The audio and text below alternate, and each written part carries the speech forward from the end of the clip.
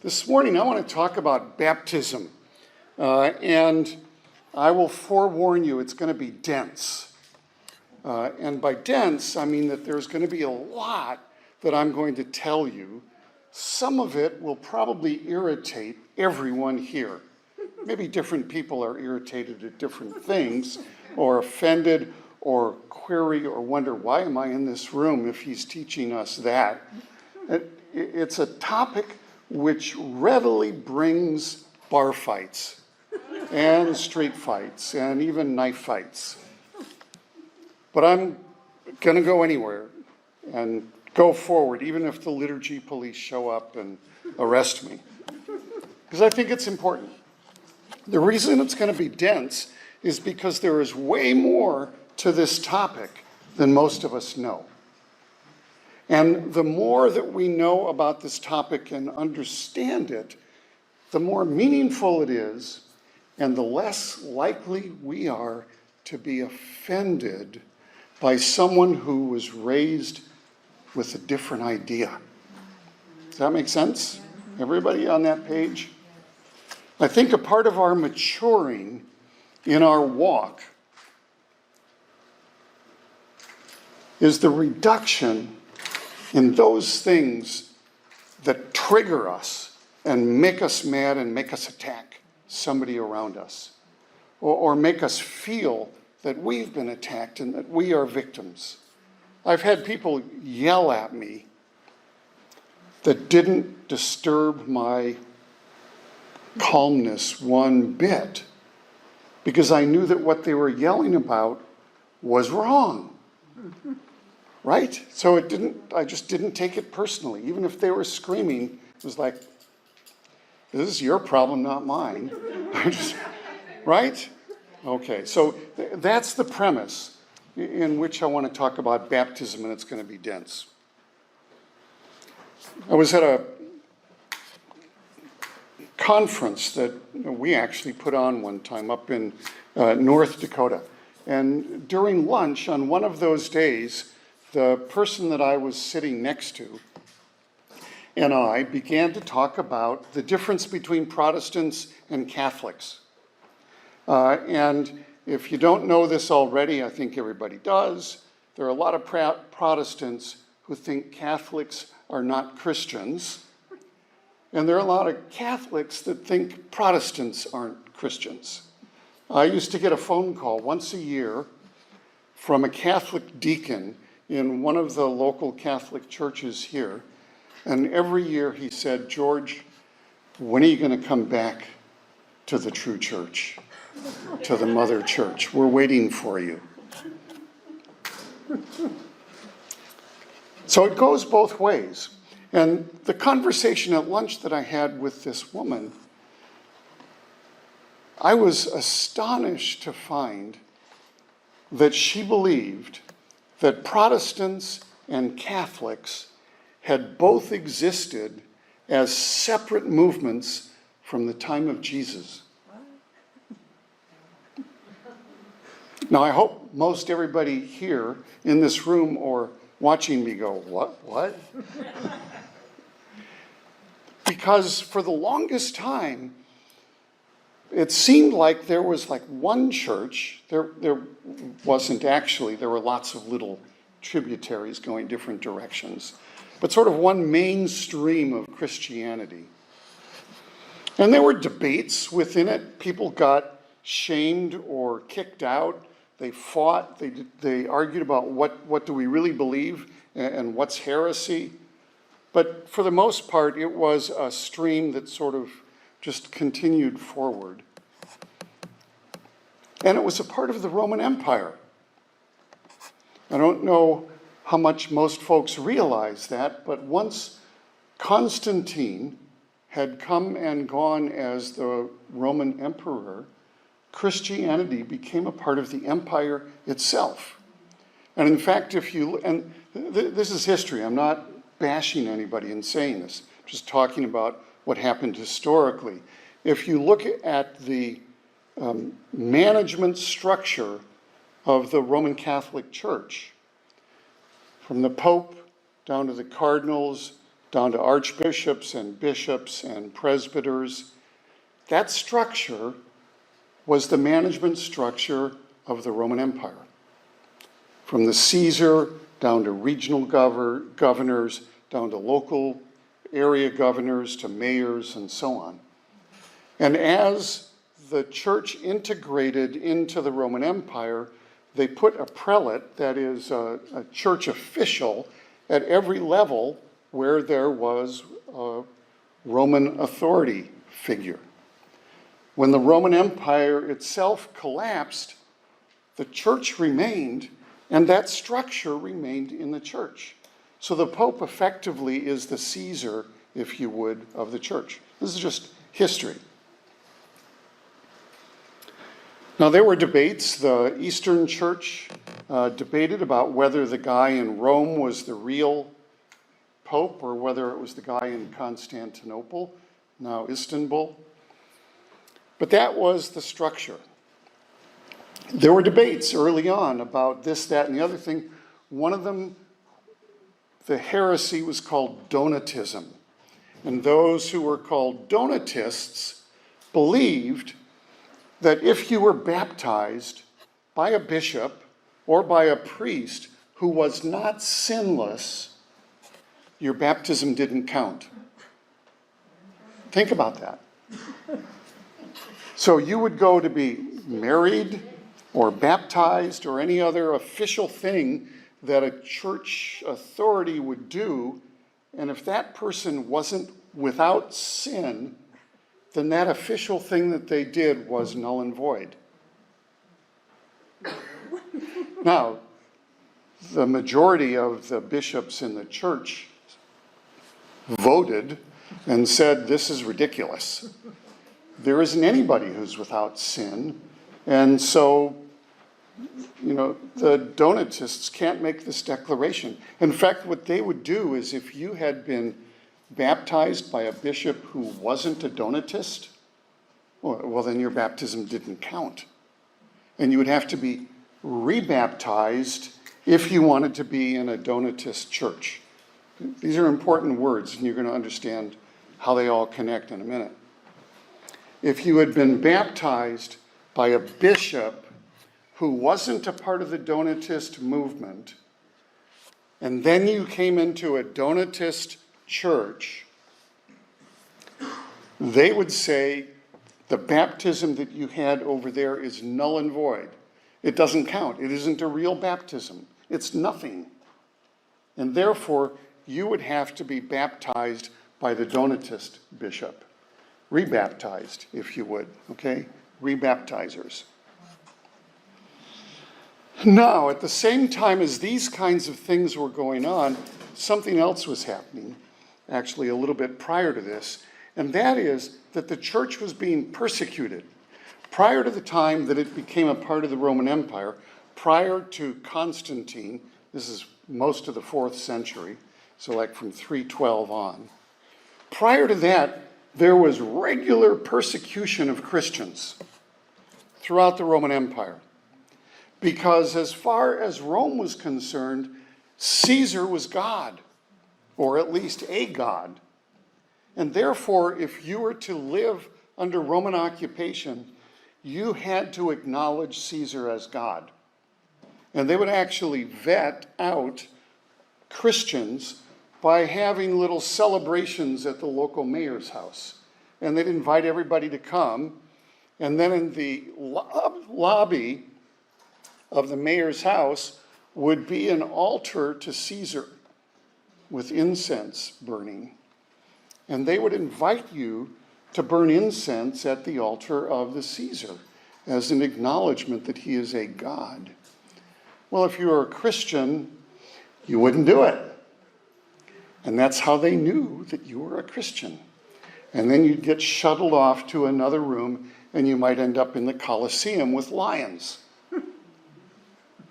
Right? So there's heavy persecution of Christians going on during these periods. Meanwhile, in the church, there are people who want to be believers and followers of Yeshua, of Jesus.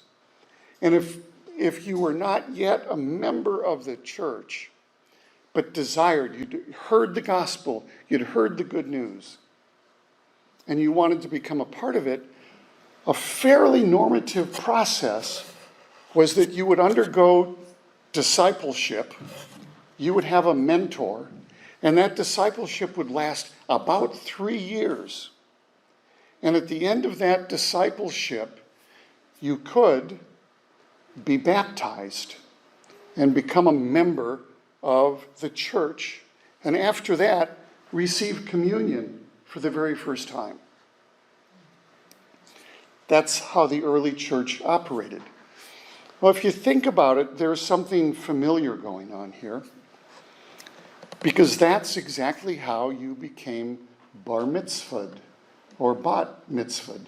That is how you, if you were a Jew, became a part of Judaism.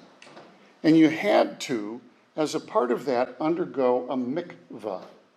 And in fact, if you were a Gentile and you wanted to become a Jew, you had to undergo a mikvah. Well, a mikvah is an immersion in water. If you go to the Temple Mount in Jerusalem, the old temple used to be on the top. In order to go up to the temple, even onto the great court there, as a Jew, you had to be immersed first. And if you look now, there are hundreds of mikvahs which have been uncovered all over and surrounding the Temple Mount. And that's because thousands of people were going up, and every one of them had to go through one of these mikvahs. I won't go into detail about them, but that was how they were immersed before they were allowed to go up to the temple. And in fact, in Acts 2, after the Holy Spirit has come and fallen on the 150 or so disciples in the upper room, Peter goes out and preaches to all of the Jews who have come into the city. They're there for Shavuot, Pentecost. It's a Jewish holiday of first fruits. And it's the first fruit of the gospel, if you would, the birth of the church. And when the Holy Spirit falls, all of the people have tongues of fire come on their heads, and they begin praising God in tongues. And outside, the Jews who are in town for the festival of Shavuot hear all of this going on and say, "What's going on in there?" And somebody says, "They're just all drunk." And Peter says, "No, they're not. It's 9 o'clock in the morning. What you're hearing is God coming and filling these people. These are followers of Yeshua who you killed." And as he preaches that, it says their hearts were convicted. And 3,000 of them became believers. Now listen to this next phrase, and were baptized that day. How do you baptize 3,000 people? Well, there are mikvahs all over the Temple Mount. And that's what they know that they're for. And so they were baptized, likely in the mikvahs, as they became believers and came into the church. Now, that baptism happened immediately upon conversion. But as the church grew, they began to realize it takes a while sometimes for a person to really absorb all that Yeshua is about, all that he's taught, all that he calls us to be. And so this period of discipleship was set up a couple, 3 years, and then baptism, and then admission into the church community. But because the church was under persecution, it began to happen that someone who had made a profession of faith and was undergoing discipleship but had not yet been baptized would be murdered by the persecutors. They'd be martyred. And so then the church had to wrestle with this issue. How can we withhold baptism from someone willing to die for their faith who has not yet been baptized? And the first explanation sort of offered up in the church was, well, they're baptized in their own blood. That didn't really settle well with everyone, and eventually what they said was, let's baptize first, and then train. And at the end of that period of training, if they haven't been murdered, then they can stand and make a profession of faith before the whole community. But we'll baptize them first. And then it happened that whole families were being martyred. And so the church began baptizing whole families if the parents had made a profession of faith, which means right on down through the infants.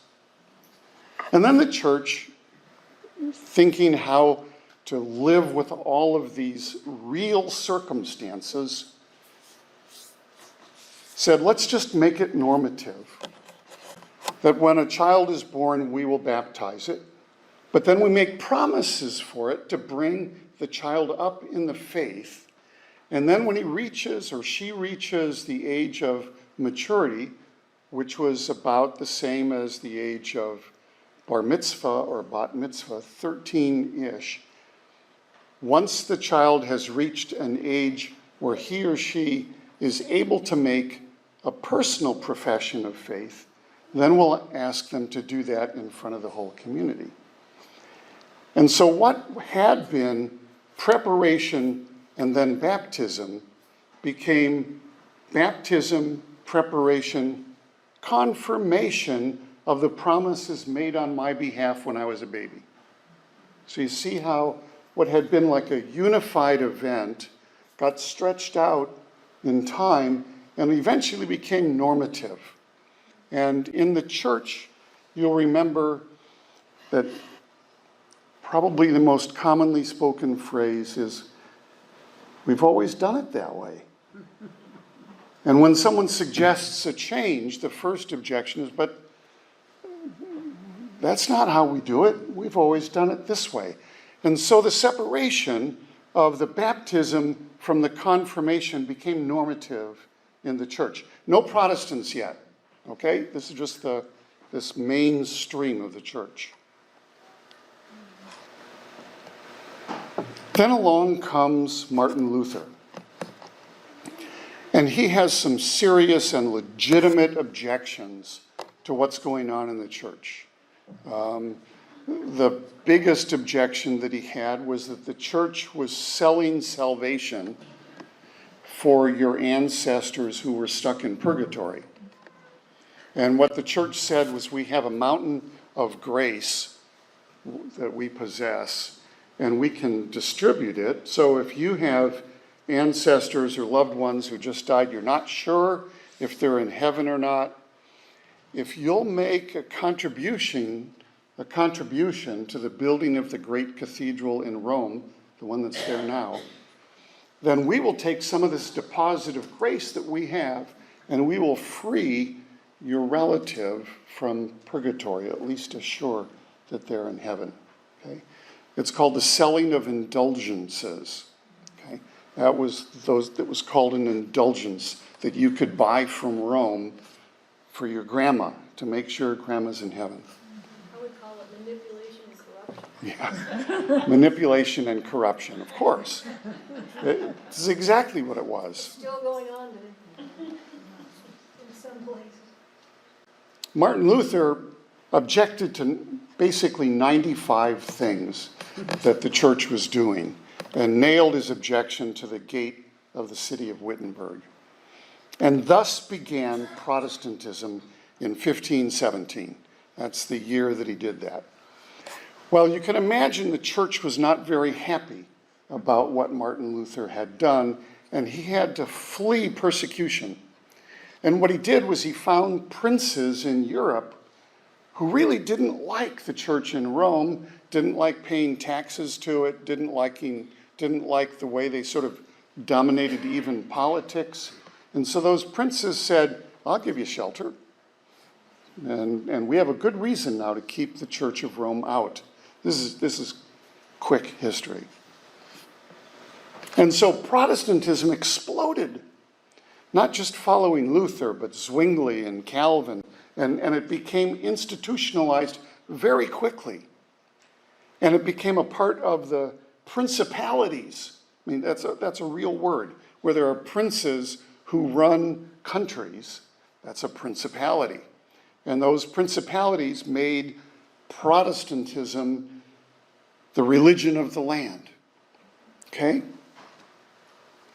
Okay, everybody take a deep breath. Along come a group of people. Judy, would you hand me my water? Thank you. Two groups connected. Each would deny it to this day, but two groups came along. One called the Radical Reformers. The Puritans would trace themselves to that. And the other called the Anabaptists. Guess what Anabaptist means? Or Anabaptism means re-baptize. Where have we heard that word before? From the Donatists, right? Hundreds of years before, I mean like 1,300 years earlier, the Donatists are rebaptizing because they consider the baptism done by regular bishops nothing, null and void. And so they rebaptize people who have been baptized by them, including infants.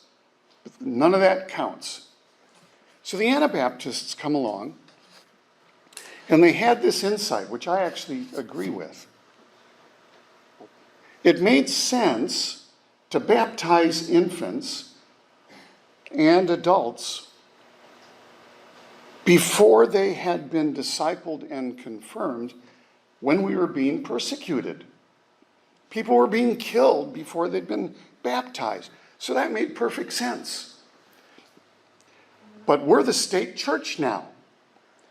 We're not being persecuted. Why don't we go back and reconsider adult believer baptism? They wouldn't have expressed it exactly that way. But what they said basically was, instead of doing this baptize, teach, and then confirm, let's just dedicate children, and we'll wait until we can educate them, and then at somewhere around the age 13, they'll be able to make an adult profession of faith, and then we'll baptize them, okay? What had been their confirmation. Just as a funny little aside, I've been confirmed 3 times.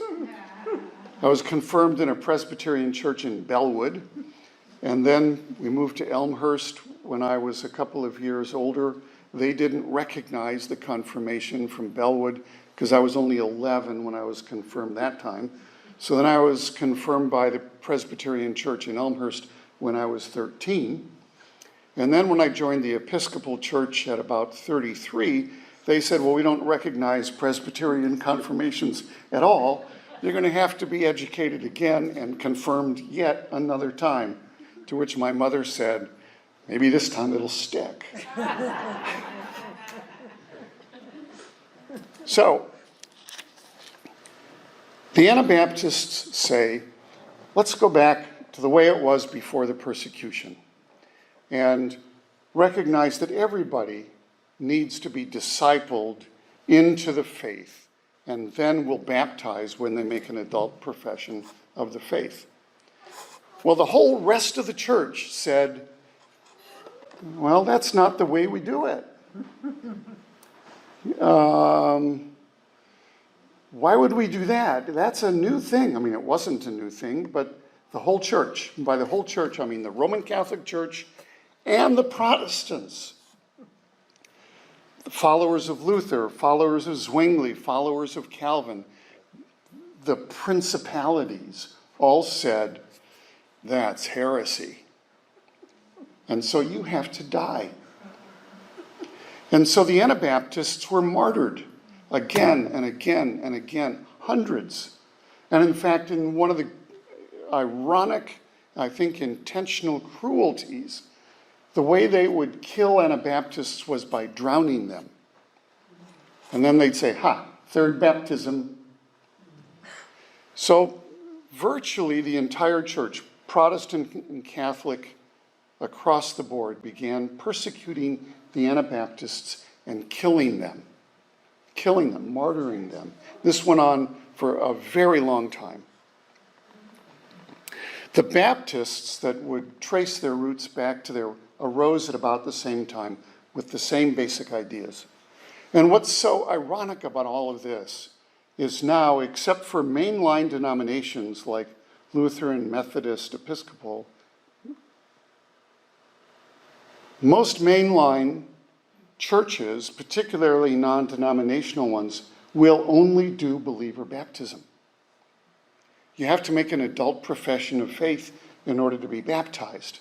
And if you were baptized as an infant in either the Roman Church or one of those mainline denomination churches, they don't recognize it.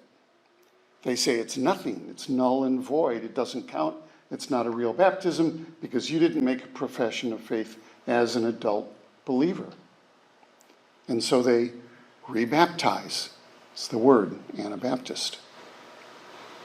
The Anabaptists today, just if you want to know how that line came down, are the Hutterites and the Amish and the Mennonites. They all trace their origins to the Anabaptists, who were also anti-government. That is, they did not recognize secular governments at all. And you'll find that's still true among those groups today, not as stridently as they did then, but the places where they began were principalities, and the princes martyred them. So they were against the principalities, if you would.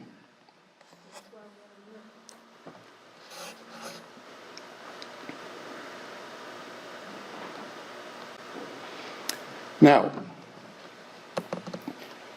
how does one look at all of that history today and then answer the question, how should I then live?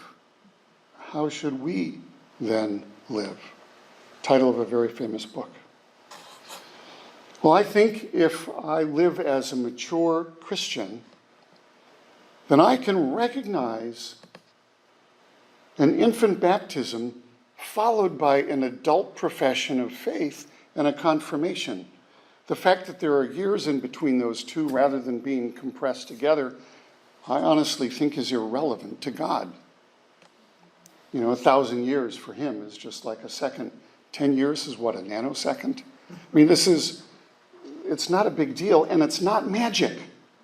And here's the final point that I want to make. Christians don't do magic. When we have a ritual like baptism, it's a real thing with real water. And when you immerse someone, and then they come up out of that water having been fully immersed, the image is having died and been resurrected, that's real water and a real person. It's tangible. And much of the scriptures really lean in that direction, that the things that we do are tangible. They have real world effects, and they are real world tangible. And what happens for many of us, unfortunately, is we live our faith in our heads. And as long as I've got my doctrinal points correct and my theology is acceptable, then I'm good. I'm a true Christian.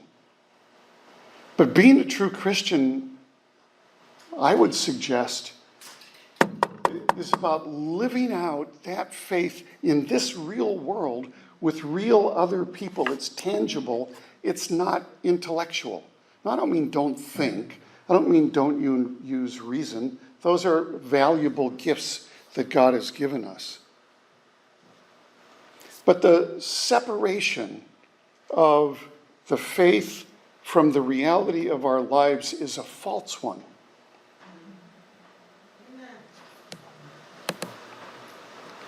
One of the reasons I've been excited about our land in West Chicago and Rebecca's, I think, God-led initiative for us to begin to develop that land with a garden if you would, is it's real and it's physical. It's like a kibbutz in Israel.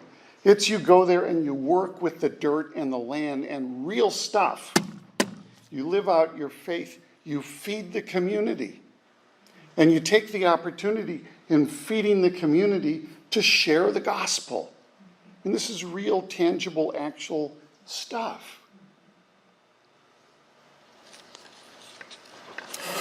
If I'm given a choice of how to baptize, I'm willing to baptize an infant with the pouring on of water, which Anabaptists, by the way, call Satan's counterfeit. I mean, they're dismissive of it. Well, I think it's real, but it needs to be followed by discipleship and confirmation. But I can tell you that the most astonishing baptisms I've ever done have been in the River Jordan. And there's something extraordinary about full immersion, whether it's in Jordan or in a big tub here, that when you experience it, you go down under the water one person, and you come up out of the water a new creation. I mean, there's real stuff happens when that goes on. It's not just theory. Real stuff happens. It's why almost everyone that's been baptized that way comes up like this, praising God, right?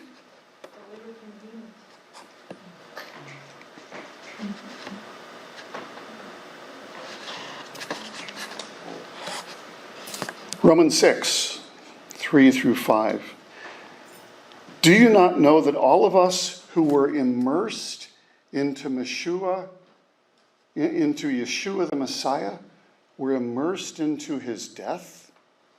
Therefore we were buried together with him through immersion into death, in order that just as Messiah was raised from the dead by the glory of the Father, so we too might walk in newness of life. For if we have become joined together in the likeness of his death, certainly we also will be joined together in his resurrection. That's the picture. And it's the reality.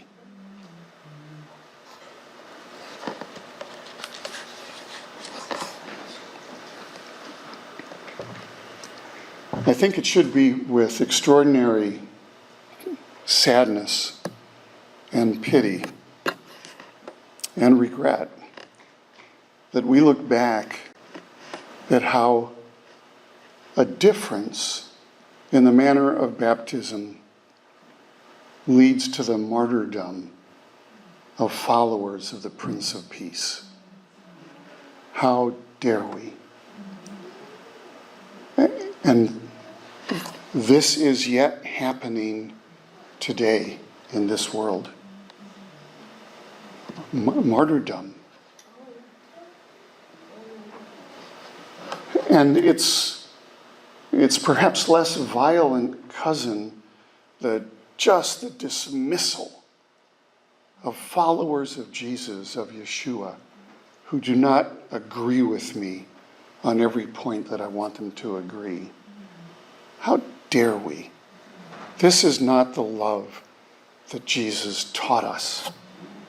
We need to live it and love those even who hate us and pray for them. That's what it is to have died with him and to be raised with him and to live as his body in this world.